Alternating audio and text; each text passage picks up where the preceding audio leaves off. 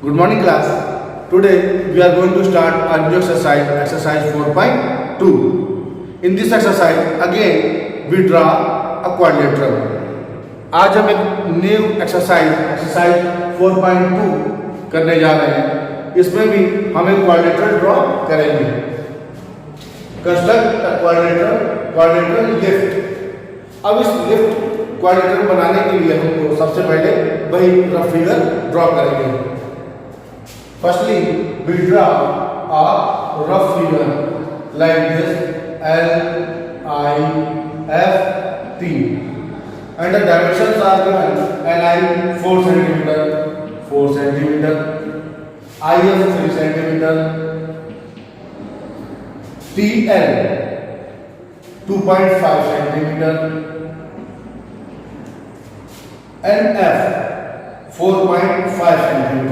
LF means this diagonal 4.5 cm and IT 4 cm means the second diagonal of this one 4 cm. अब इस rough figure की help से हम quadrilateral lift बनाएंगे। सबसे पहले एक लाइन ड्रॉ कर लेंगे हम लोग Li 4 cm। First we draw a line of Li 4 cm.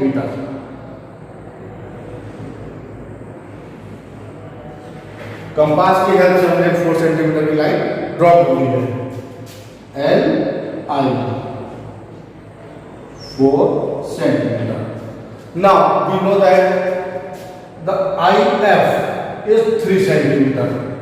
जो IF है वो 3 सेंटीमीटर है, तो हम फिर से कंपास में 3 सेंटीमीटर की डिस्टेंस कवर करके एक आर्क आई पॉइंट से लगा देंगे like this.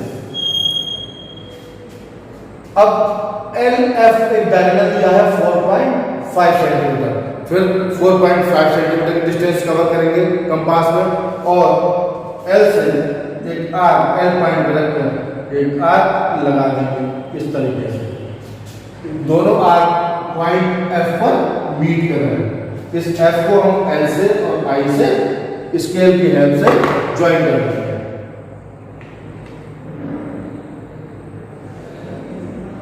Join LF and FI।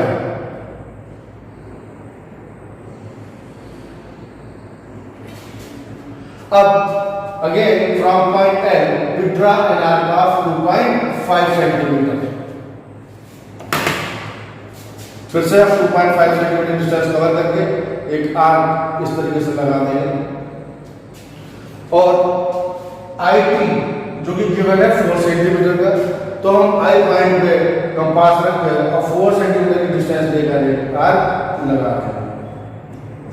तो दोनों आर्क ने T पॉइंट पर मीट किया है, तो हम T पॉइंट को L से और I से ज्वाइन कर देंगे।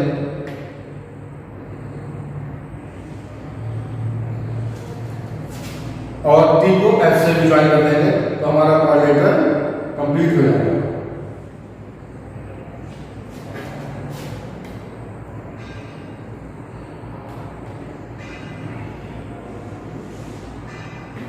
सारी डायमेंशन मेंशन कर देंगे। IT 4 centimetre, LF 4.5 centimetre, 3 centimetre FI and TL 2.5 cm. Now ये हमारा LIFT क्वाड्रिलेटरल कंप्लीट हो गया। Now see the next part third rhombus. अब हमको रोम्बस बनाना है, रोम्बस बेंड। इसमें देखते हैं सबसे पहले क्या क्या गिवन है। BN 5.6 centimetre and DE 6.5 centimetre. Firstly, we draw again a rough figure.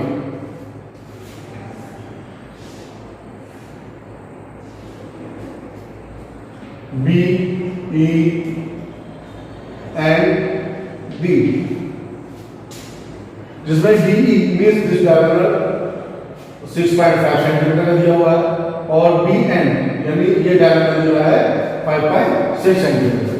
तो हमको ये रम्बस बनाना है, रोम्बस की देखिए कुछ प्रॉपर्टीज होती हैं, जिसमें से एक प्रॉपर्टी ये है कि ऑल साइड्स आर इक्वल, यानी रोम्बस की चारों साइड इक्वल होती हैं, and the diagonal perpendicular bisect each other, यानी दोनों डायगोनल एक दूसरे को बाइसेक्ट करते हैं और परपेंडिकुलर भी होते हैं। तो जो diagonal perpendicular bisect each other करते हैं उस प्रॉपर्टी का यूज हम यहाँ पर करेंगे। तो इसके लिए सबसे पहले हम एक डायगोनल जो DE दिया है 6.5 सेंटीमीटर का, उसको ड्रा कर लेंगे। सबसे पहले डायगोनल को देखिए,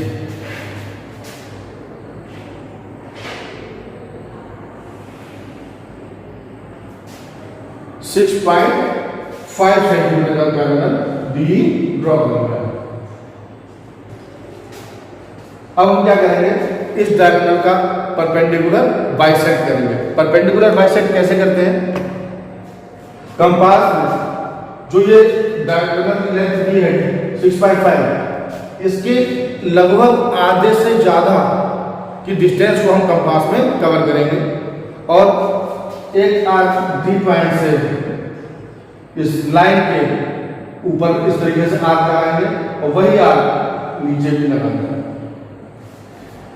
सेम यही प्रोसेस डिस्टेंस को बिना चेंज किए हुए E पॉइंट से करेंगे। इस तरीके से और इस तरीके से ये दोनों आर्क इन पॉइंटों पर जो मीट हुई है, इन पॉइंटों को आपस में ज्वाइन कर देंगे।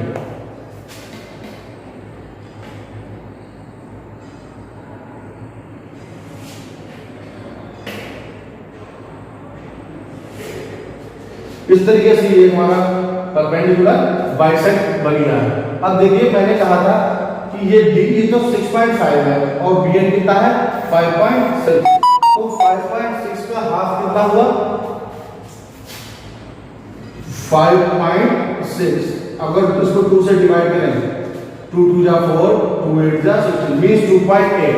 इसका मतलब है हम 2.8 सेंटीमीटर की डिस्टेंस इसमें कवर करेंगे और इस जो पॉइंट मिला है, इस पॉइंट से एक आर्क ऊपर इस परपेंडिकुलर बाइसेक्ट पर लगाएंगे और एक नीचे इस तरीके से लगाएंगे।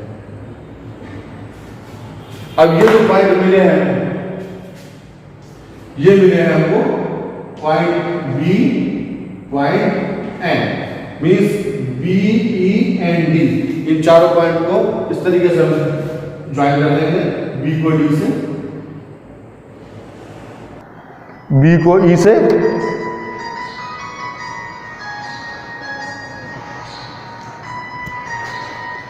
E को N से